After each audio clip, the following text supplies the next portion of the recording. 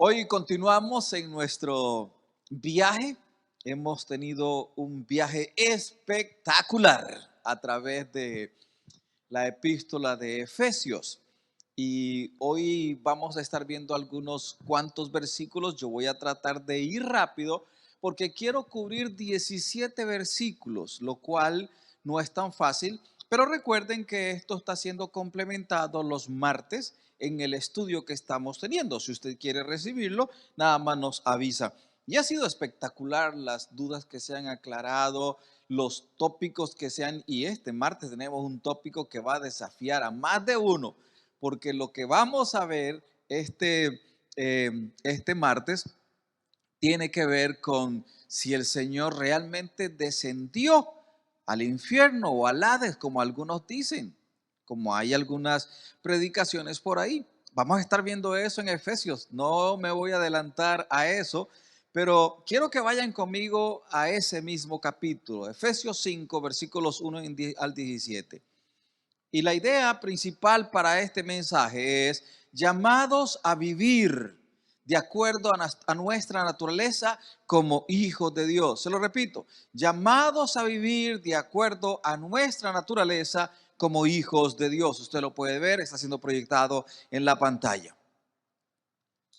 Vivimos una época a la que se le ha llamado, lo digo primero en inglés, pero suena mejor en español, Fatherless Generation.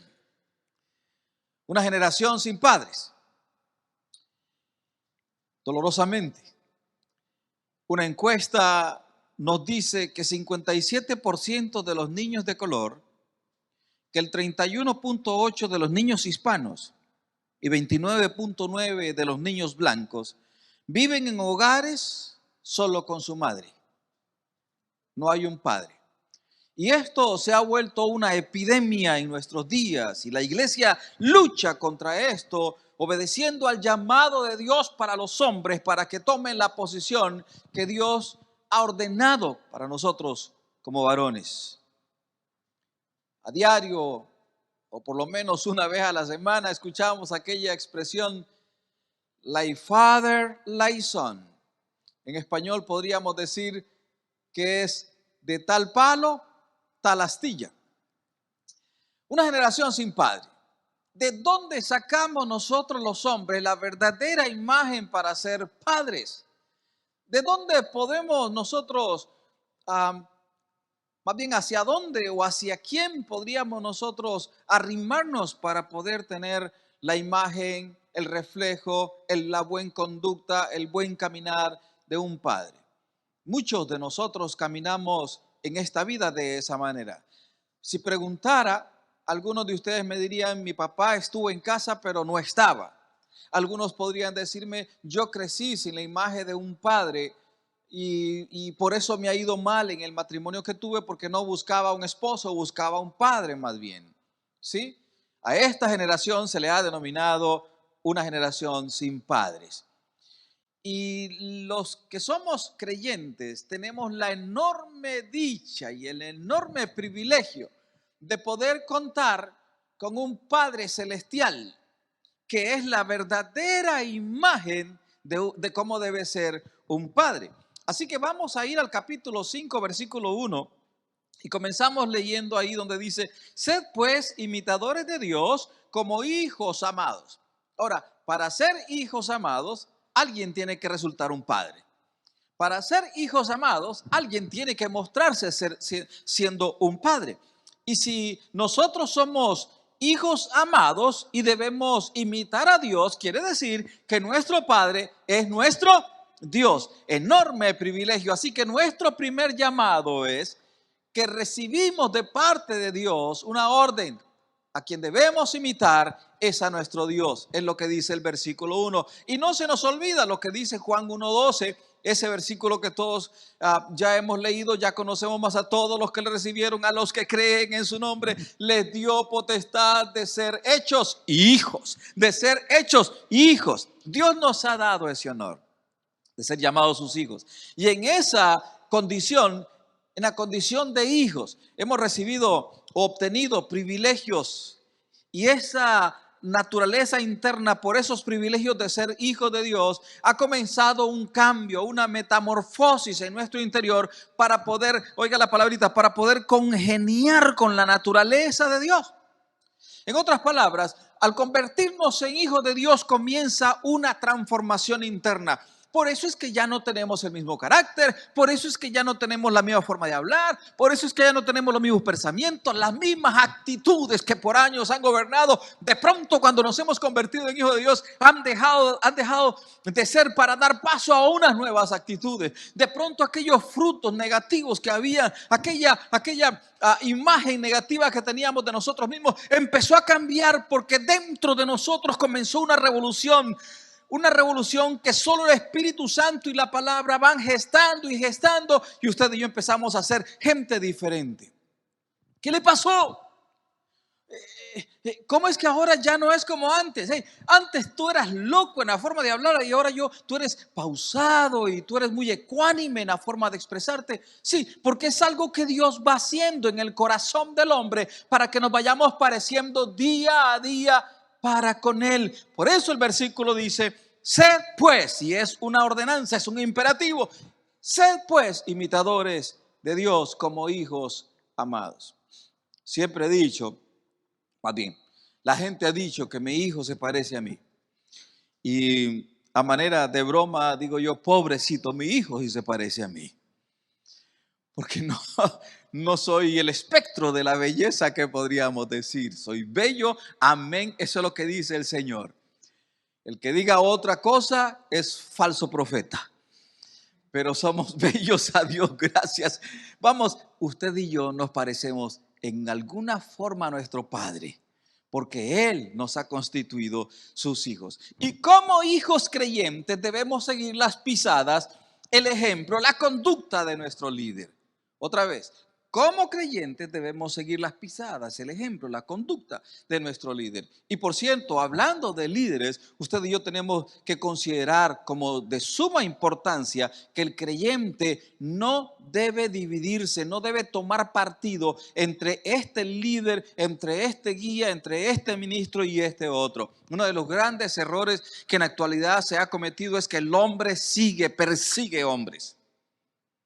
¿Sí? Dependiendo de la posición que usted tenga, usted sigue a un teólogo X, a un escritor X. Yo soy seguidor de tal. Y a mí me ha molestado por mucho tiempo cuando la gente dice yo soy esto, yo soy el otro. Yo me quedo con esto, familia. Yo soy de Cristo y las pisadas de Cristo quiero seguir.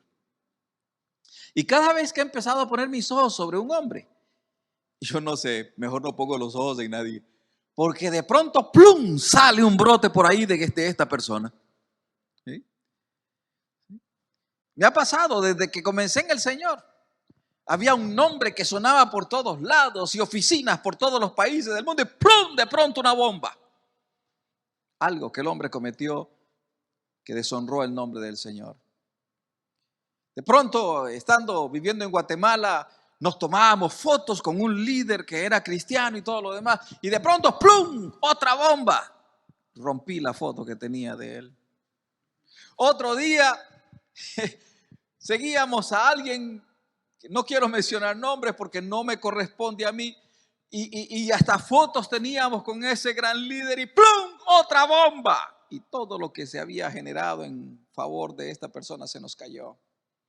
Otra, nos encontramos con un músico de renombre, un músico conocido en muchos países de Latinoamérica y de pronto una bomba, ¡pum! Y lástima foto que nos habíamos tomado con él.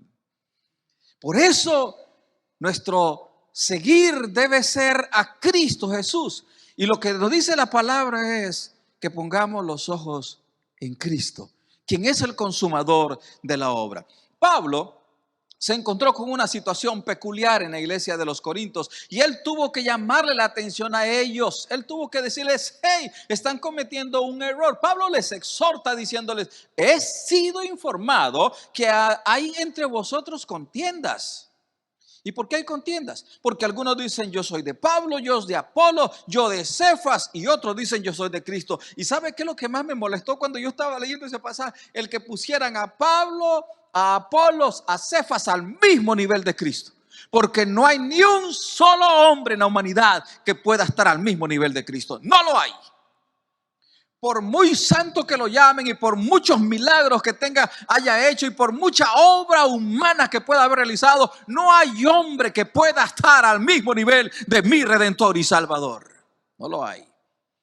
Pablo fue totalmente concreto al decirles: ¿está dividido Cristo acaso? ¿Sí? Pablo dice: ¿Fue Apolos o fui yo crucificado por vosotros? O no solamente dice que fuisteis bautizados en el nombre de Pablo. No.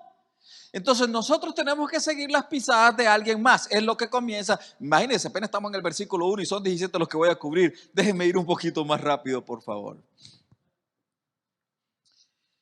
Versículo 2 dice: y andad en amor, como también Cristo nos amó y se entregó a sí mismo por nosotros, ofrenda y sacrificio a Dios en olor fragante. Andad en amor. Ahora, cuando andamos en amor, andamos con Cristo. ¿Y qué es lo que estamos haciendo? Estamos entronando el amor de Dios. El amor de Dios en Cristo es un amor sacrificial y da como resultado, según lo que dice el pasaje, da como resultado ofrenda, pero da como resultado olor fragante, olor fragante. Yo sé que a todos nos gustan los olores fragantes. Algunos olores fragantes son ricos al olfato, algunos olores son muy fuertes que usted los rechaza inmediatamente. Y yo sé, por ejemplo, que de pronto alguna de nuestras hermanas, para aquellos que hemos tenido 2 o 3 hermanas, se ponían algún perfume y le decíamos: uy, ese perfume que traes es demasiado dulce o demasiado agresivo. Y no quiero decir lo que decíamos después. Pero era feo el olor, no era grato en realidad. Hace un tiempo atrás, hace unos años, una linda hermana llegó con un perfume: pastor, aquí le traigo un perfume. Y cuando ya hice así al aire, le dije: mi hermana, mil gracias por este perfume, no lo usé. Lo tengo en el baño. Ya ustedes saben qué hacemos con los perfumes en el baño. Ya usted sabe qué se hace. Cuando dice andad en amor, así como también Cristo os amó y se dio a sí mismo por nosotros, dice que ese andar es un caminar. Ese andar no es algo que yo hago un día y el otro día ya no ando como tal. O sea, yo ando en vida diaria, en vida doméstica, en ese andar con Cristo. Hace referencia a nuestro estilo de vida diaria. Caminar, él nos dice, es una frase que usted debería vivirla todos los días. Caminar en amor, caminar. Ahora, ese caminar lo vemos en diferentes facetas. Yo solo voy a mencionar 2 o 3 de las formas en que aparece en la Biblia. No las tengo todas y no estoy seguro. Yo creo que sí las puse. Pero primero lo voy a decir rapidísimo. En el Éxodo, Dios probó a Israel para ver si caminarían ellos obedeciendo la ley. Y usted lo puede constatar en Hechos capítulo 16, versículo 4. Luego hay otro versículo más que lo puede buscar en Levíticos capítulo 18, versículo 3. Y hay uno más, 20, 23. Gracias, ahí los están poniendo. Luego en Deuteronomio capítulo 29, versículo 19, Deuteronomio 29, 19, habla de una persona que camina en testarudez, ¿Ustedes han escuchado esa expresión? Es que es bien testarudo. Se le mete algo en la cabeza y nadie se lo saca de ahí. De eso habla Deuteronomio capítulo 29, versículo 19 y otros más. Jeremías, por ejemplo, capítulo 13, versículo 10, de igual manera. Y luego hay otros más, pero ahora estos contrastan con estos otros que le voy a mencionar. Por ejemplo, hay un justo que camina en el temor de Dios. El justo que camina en el temor de Dios. Nehemías capítulo 5, versículo 9, si no mal me acuerdo. Luego tenemos aquel que camina. Recuerda, estamos hablando de caminar. Cuando dice andar en amor, habla de caminar en amor, de vivir en amor. Habla de una práctica diaria, no habla de algo que yo hago un momento y después ya no lo hago, que lo camino por una semana y al mes siguiente ya no lo hago. No habla de una constancia, de una regularidad. Caminar en integridad, Salmo 26, versículo 11. Caminar en la luz de Dios, Isaías capítulo 2, versículo 5. Caminar en el nombre de Dios, Miqueas capítulo 4, versículo 5. Usted lo puede encontrar, todo eso le puede dar seguimiento, por eso ha aparecido en su pantalla para que usted lo pueda tomar una foto y luego revisarlo. Así que nuestro ejemplo a seguir es Cristo. Es poner nuestra vida en el altar como Cristo lo hizo, de acuerdo al versículo 2, donde dice que se entregó a sí mismo por nosotros, ofrenda y sacrificio. Y de eso podríamos hablar para una tremenda conferencia en las relaciones familiares, una tremenda conferencia en asuntos de relaciones conyugales, en la relación de padres e hijos, ofrenda de sacrificio o ofrenda y sacrificio. Porque todo lo que es una ofrenda o todo lo que es un regalo tiene un principio, tiene un comienzo en algo. Y es en alguien que se sacrifica de algo para hacer un regalo, una ofrenda, para dar en favor de alguien. Juan capítulo 15, versículo 13 dice así: es la mayor expresión de sacrificio, de amor. Nadie tiene mayor amor que que uno ponga su vida por sus amigos, dice el texto, Juan 15, 13. La máxima expresión de amor la vemos ahí. Pero luego a continuación encontramos con la contraparte del amor. Ha venido en el versículo 1 siendo imitadores, luego nos dice tenemos que caminar en el amor, pero en el versículo 3 hay un contraste entre lo que es el amor y lo que es lo sacrificial, para darle paso a una parte que no nos gusta, y aquí vamos rápido en esto. Son hábitos y prácticas que comienzan en el versículo 3, que son predominantes en la vida de aquellos que no han sido regenerados, pero que aún algunos que son simpatizantes siguen practicando. O sea, hay creyentes que, a pesar de que ya han escuchado el mensaje, saben lo que la Biblia dice, saben que deben de obedecerla, pero siguen practicándolo. Y es terrible cuando uno se encuentra dentro de la iglesia gente que está viviendo dos estilos de vida diferentes. Es terrible. Y nuestra sociedad incluso acepta todo esto que está en el versículo 3. Pero fornicación y toda inmundicia o avaricia, ni aun se nombre entre vosotros como conviene a santo, ni palabras deshonestas, ni necedades, ni truhanerías que no convienen, sino antes bien acciones de gracias. Tremendo. Porque el apóstol nos está diciendo: hey, dejen esto de lado. Estas cosas, por favor, ya no las hagan, ya no las practiquen. De hecho, ni siquiera conviene que hablen de ellas. No conviene. Es menester que las pongan de lado. ¿Sí? Nuestra sociedad en la actualidad tolera una gran serie de pecados o de prácticas que están aquí ya mencionadas.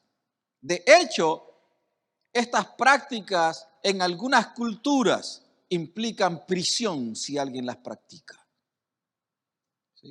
Hay sociedades culturales que si alguien anda en fornicación o roba, le cortan la mano o lo pena de muerte. Y en otras sociedades aceptan estas prácticas como si fueran del diario vivir, como si fueran domésticas. Para un creyente es importante entender que no importa lo que los gobiernos determinen. No importa para nosotros si el gobierno legaliza tal cosa. Lo que Dios nos ha dicho a nosotros es: erradíquenlo, no lo compartan, no vivan con ello. Aun cuando el gobierno lo legalice, nosotros tenemos que romper con esa ligadura. Nuestra vida no está regida por las regulaciones gubernamentales, pero sí por el Espíritu Santo y sí por la palabra del Señor. Importantísimo. Si necesitamos hablar, el apóstol nos dice: hey, expresémonos en términos de gratitud. Ahora, cuando usted mira el versículo 3, versículo 4, es como un contraste. ¿Y por qué digo que es un contraste? Porque usted mira que todas estas cosas tienen que ver con egoísmo. ¿Sí? Fornicación habla egoísmo, es placer, me autosatisfago, es egoísmo. Inmundicia, avaricia, egoísmo, es algo que yo quiero, yo lo quiero, es yo. No me importa si no importa si el otro está contento con esto que estoy haciendo, no importa si el otro está feliz con esto que le acabo de robar, no me importa, pero yo me satisfago a mí mismo. Habla de egoísmo. El contraste con el versículo 2 es andad en amor. Y amor, amor habla de un aspecto sacrificial. Yo pongo en el altar esto porque no quiero usarlo como un medio para maltratar, para herir a alguien. Yo lo pongo en el altar, lo sacrifico en el altar delante de Dios y digo, yo renuncio a ello, Señor, por bien de. Fue lo que el Señor Jesús hizo. Dejó su estado natural, su hábitat para con el Padre y se dignó a venir a este mundo. Habla el pasaje al final en el versículo 4 con acciones de gracias. ¿Y por qué? Porque las acciones de gracias honran a Dios. Este tipo de conversaciones que el apóstol dice, hey, por favor, ni las mencionen entre vosotros. Hey, ustedes tienen que vivir de una manera que eso no sea parte de su vocabulario, que no se gocen. Lo tremendo es que hay creyentes o hay simpatizantes que se reúnen y cuando se reúnen están hablando de su vida pasada y se reúnen y están hablando de fornicación y se reúnen y están utilizando y todavía es doloroso cuando uno mira que hay gente que habla lindo de la Biblia y utiliza versículos y te mandan al día como 3 o 4 pictures de versículos bíblicos. Y tremendo es que de pronto han mandado todo eso y te mandan un video bien pornográfico.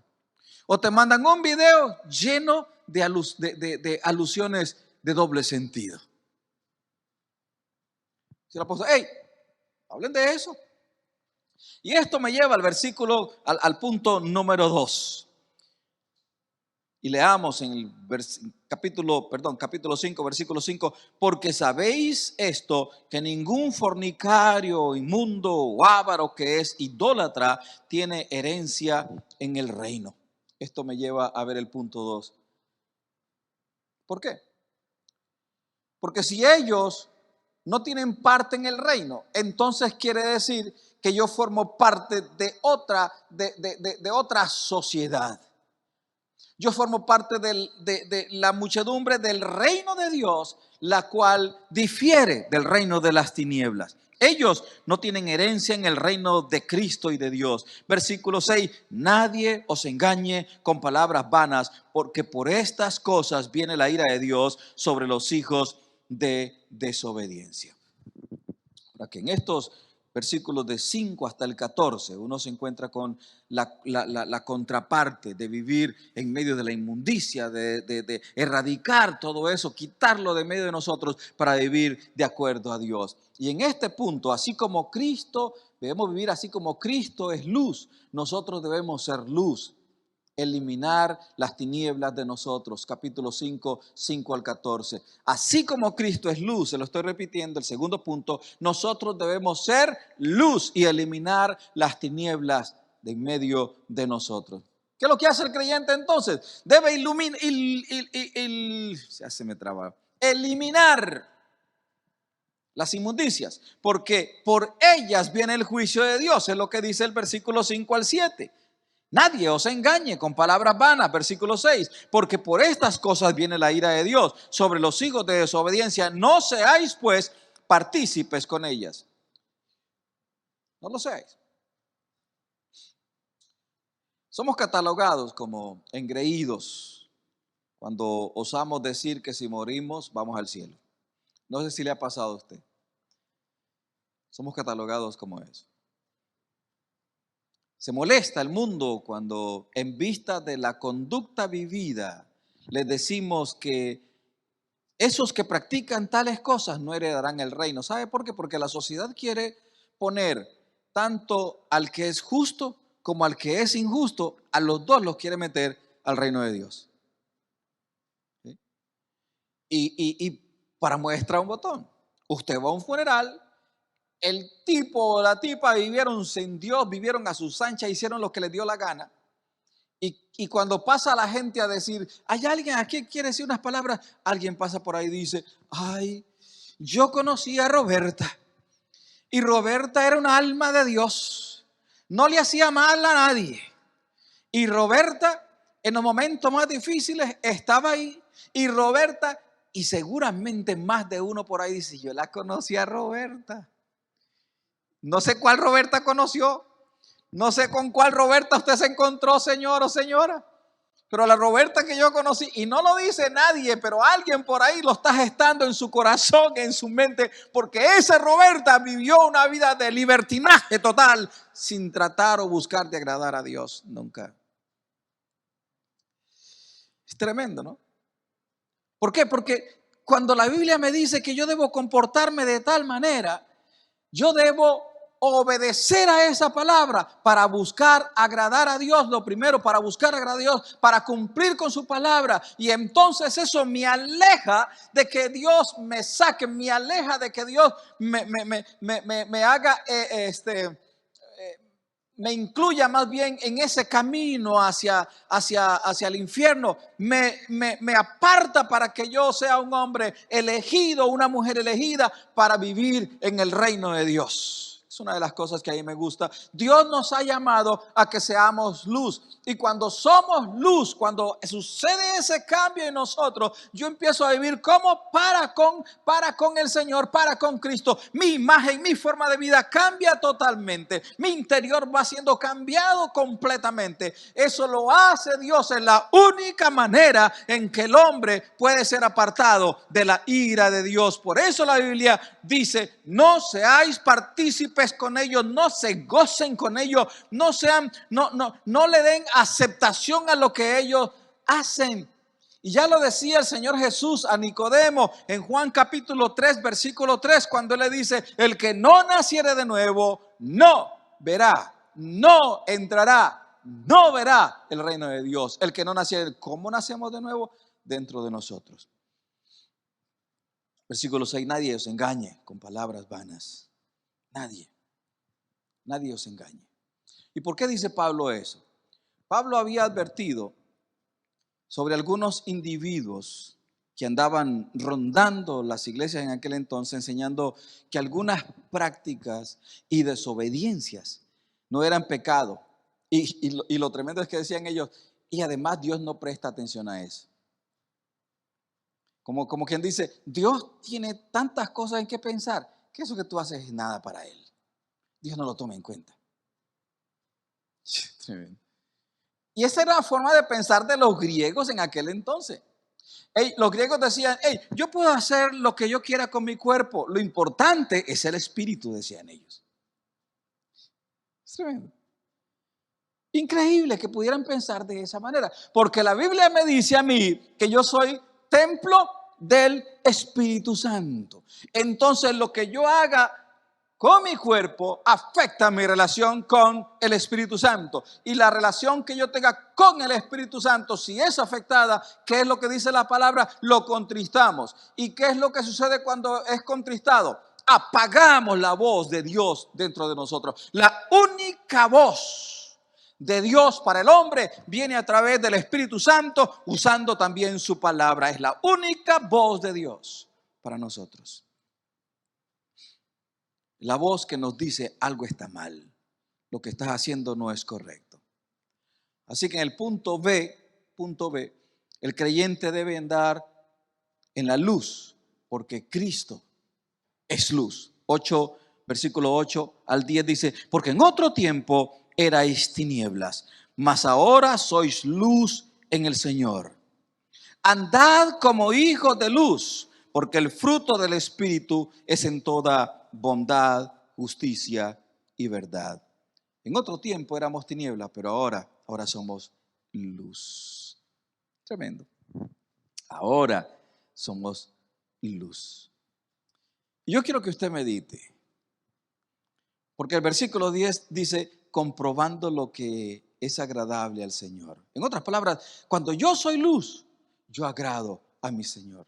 Resalta el hecho en el que contrasta el pecador con el regenerado. Antes erais esto, pero ahora sois esto. No hay relación entre lo uno y lo otro, porque son polos opuestos. La luz nunca puede estar junto con las tinieblas.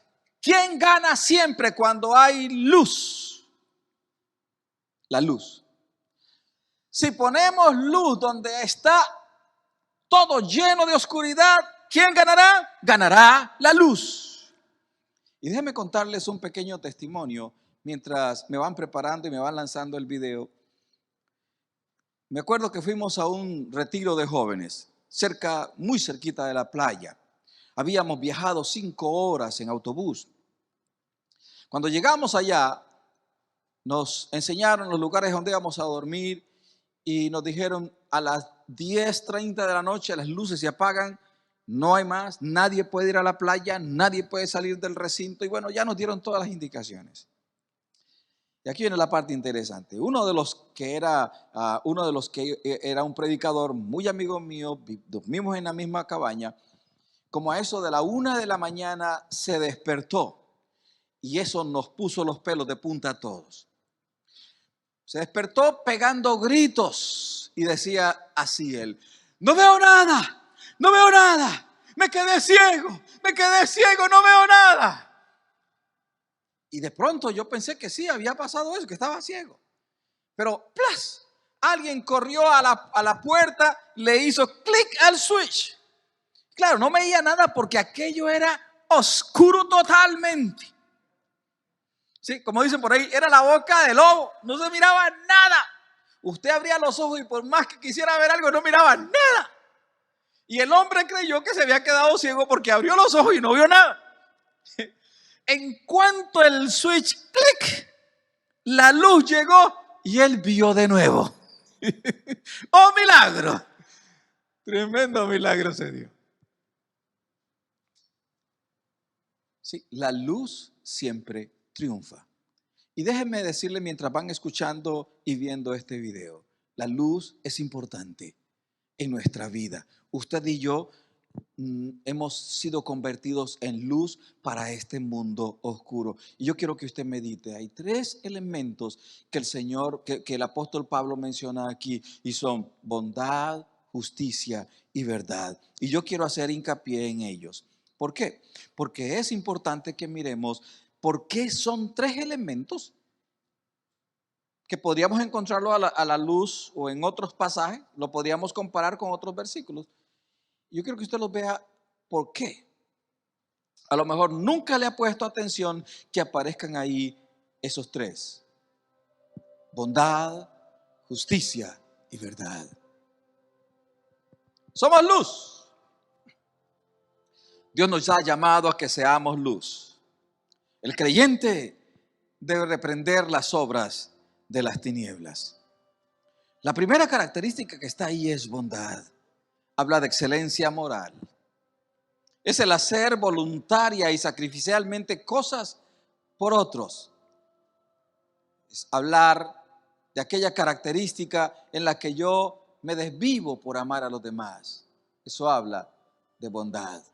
Luego sigue la otra, justicia. Es el cómo vivimos, pero cómo vivimos delante de Dios si somos hombres, mujeres que somos justos. Y una última, una tercera, verdad, que habla de vivir con honestidad, con fiabilidad, lo que contrasta con las conductas falsas. Por eso el apóstol dice: hey, no permitan que sean engañados con palabras vanas, porque por estas cosas viene la ira de Dios. Palabras vanas contrasta con la verdad de Dios. Somos luz, y la luz todo lo hace visible. Y las tinieblas desaparecen cuando la luz es encendida. ¿Sí? No participemos de las obras infructuosas de las tinieblas, dice el versículo 11. Sino más bien reprenderlas, porque vergonzoso es aún hablar de lo que ellos hacen. No participemos de ellas. Dios nos ha llamado a que seamos luz, como Cristo es luz. Y cuando el hombre despierta, de ese sueño gobernado por el pecado. La luz de Cristo resplandece y el hombre empieza a ser cambiado y la familia empieza a ser cambiada. Y el corazón del hombre va siendo cambiado. Y las relaciones conyugales van siendo cambiadas porque la luz de Cristo está alumbrando todos los rincones de la vida del corazón del hombre, todos los rincones emocionales, todos los rincones del pensamiento los va gobernando la luz de Cristo y empieza a darse ese proceso, ese cambio, esa novedad de vida va dándose y va dándose y va. Pero para ello usted debe darle espacio a la luz para que la oscuridad salga. No participéis de las obras infructuosas de las tinieblas, sino reprenderlas, condenarlas, dicen otras versiones, porque vergonzoso, porque da pena hablar de ellas, de lo que ellos hacen en secreto. No participar. Alguien dice que no participar se puede traducir como llegar a ser copartícipe al lado de otro, perdón. En otras palabras, participar de la misma conversación, participar de la misma acción. Dios no quiere que hagamos eso. El no participar es una orden. No participar nos causa de pronto hasta disgusto. Si por ejemplo usted le dice, oiga, yo lo quiero invitar para que usted participe de un concurso. Y entonces usted empieza a prepararse para el concurso, empieza a prepararse para esa carrera, empieza a prepararse para esta audición. Y cuando llega le dicen, discúlpeme, usted no ha sido electo para participar en esto. Usted no va a poder participar en esto porque hemos encontrado esto y esto en su currículum. Cuando le dicen, usted no puede participar, eso le causa dolor. Pero en este caso, lo que el Señor está diciendo a través del apóstol Pablo es, por favor, no participen de las obras que ellos hacen en las tinieblas. En otras palabras, manténgase distante. Pero es importante recordar en este punto que lo que Pablo está diciendo, pongan atención, familia, pongan atención. No se me distraiga con esto, no se me distraiga con ello. Pongan mucha atención. Yo no les estoy diciendo que no tengan relación con los que hacen esto. Lo que yo les estoy diciendo es, por favor, no participen de. Y Primera de Corintios capítulo 5 versículos 9 al 11 lo aclara muy bien, porque Pablo dice, os he escrito por carta, dice él, que no os juntéis con los fornicarios. Óigalo bien, con los fornicarios. Versículo 10, no absolutamente con los fornicarios de este mundo, o con los ávaros, o con los ladrones, o con los idólatras, pues en tal caso os sería necesario salir del mundo. En otras palabras, les dice, les he dicho que por favor no se junten con ellos. Pero en el versículo 11 dice, más bien os escribí, aquí viene lo tremendo, les escribí que no os juntéis con ninguno que llamándose hermano fuere fornicario, avaro. Perdón, ¿me ayudan? ¿Qué significa avaro? Es una persona que no le gusta dar, que solo le gusta que le den. ¿Habrán de esos en la iglesia? ¿Habrán los críticos que nos dicen a nosotros los pastores que somos ladrones porque le robamos los diezmos a la gente? Sí, seguro que sí los hay. Y él dice, no os juntéis con ellos, con esos que llamándose hermanos fuere fornicario, avaro, ladrón, idólatra. Pues en tal caso os sería necesario salir del mundo. Lo que él está diciendo entonces es, familia, no os juntéis con aquel que es creyente y practica esto. No os juntéis con aquel que es creyente y hace esto. ¿Y sabe qué hace el hombre? Voy a decir a alguien, si alguien fornica, ¿sabe de quién se hace amigo? De aquellos que sí aceptan la fornicación como fue un desliz. No te preocupes, Dios no te va a condenar por eso.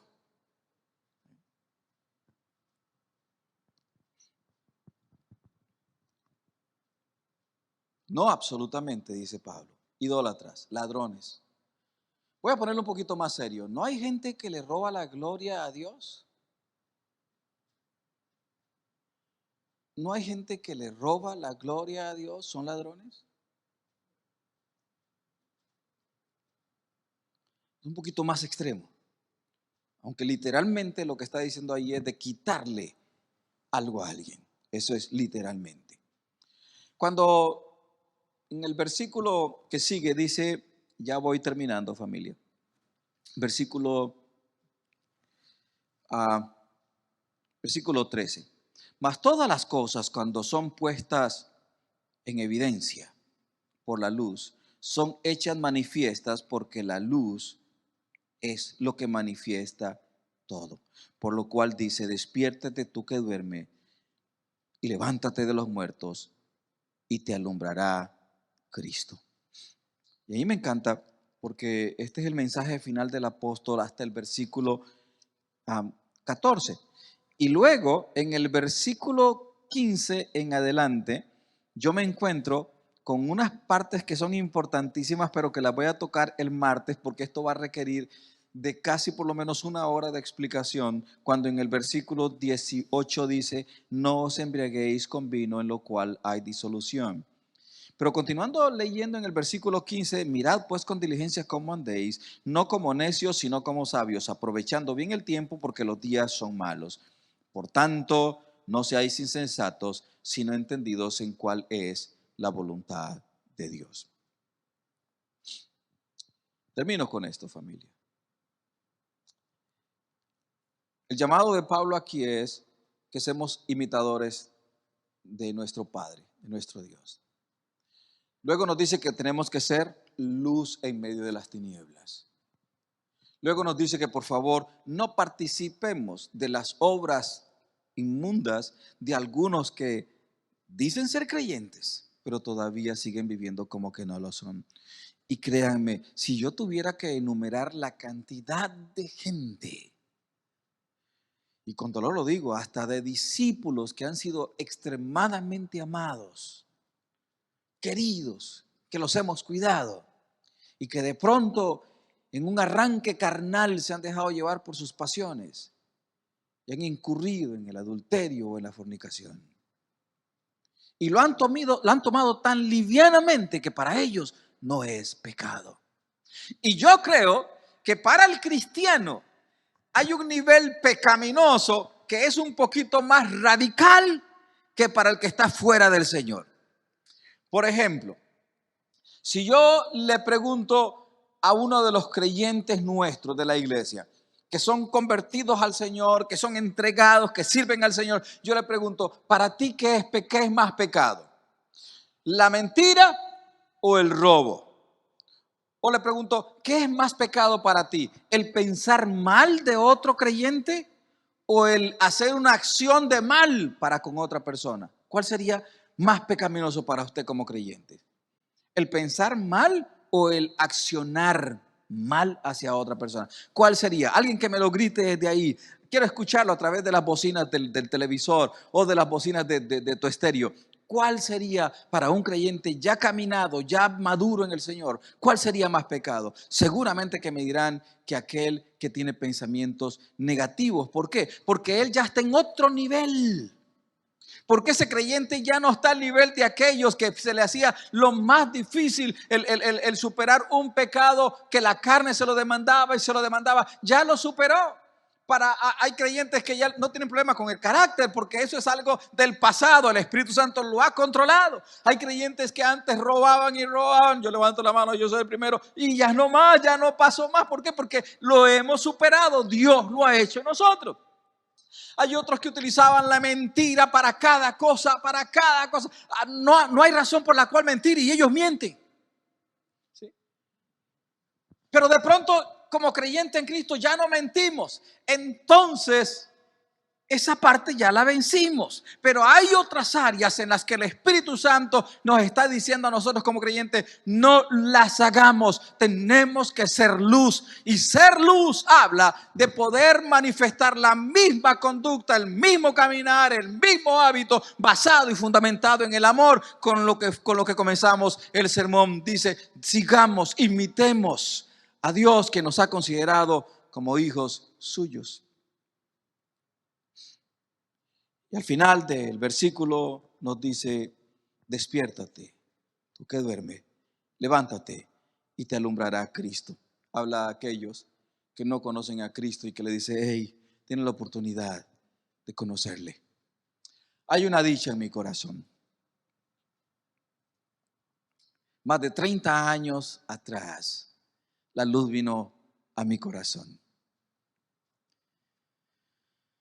Me puse celoso cuando un amigo mío le hicieron un reconocimiento por 25 años de servicio al Señor. Y su iglesia le preparó todo un evento y gracias a Dios. Y dije, a mí no me nada me hicieron. Y digo yo, eso no es importante en realidad. ¿Por qué? Si hay una fiesta en mi corazón, y hoy, cuando apenas estaba abriendo mis ojos en mi cama, nada más puse 2 almohadas atrás, me senté y empecé a orar a mi Dios. Y una vez más, las mismas palabras que salen una y otra vez, reiteradas ocasiones, era: Señor, gracias porque lo que soy es por ti. Y el hecho de servirle al Señor es porque la luz de Cristo vino a mi vida un día y no me arrepiento. Dejé lo que era. Dejé de buscar lo que andaba buscando. ¿Sí? Busqué fama, nunca me satisfizo lo que encontré. Busqué diversión, nunca me satisfizo. Busqué llenar mis sentimientos y emociones y mis pasiones, nunca me satisfizo. Pero cuando Cristo vino, todo fue satisfecho. Mi Dios ha sido mi proveedor y lo ha sido para con usted. Y la máxima provisión ha sido Cristo. Digan amén conmigo. La máxima provisión para mi vida ha sido Cristo. Mi esposa y yo estábamos orando porque hay una situación bucal que necesito ser atendida. Y aquí en Canadá para atendérnosla es más de $3,000. No los tenemos. Empezamos a orar y a orar. Y de pronto alguien por allá dice, yo les voy a ayudar. No hay nadie de la iglesia ahí. Y de pronto otra persona por allá nos dice, pastor, nos manda un texto, pastor, quiero hacerle una donación, me dice. Quiero mandarle una ofrendita.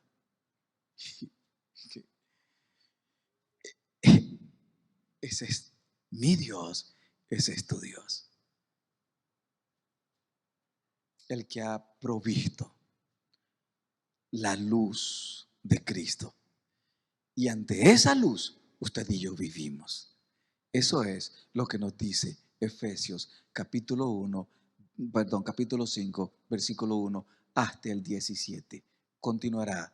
Próximo martes, no se le olvide, ahí arrancaremos con 2 cosas. ¿Por qué? Se va a contestar una pregunta que dijo Joaquín. ¿Por qué los testigos de Jehová no son considerados una fe cristiana? Y la otra que va a contestarse ¿es cierto realmente que Cristo bajó al infierno antes de subir al cielo? Esas 2 cosas serán contestadas. Y la otra con la que cerraremos es, no os embriaguéis con vino, antes bien, sé llenos del Espíritu.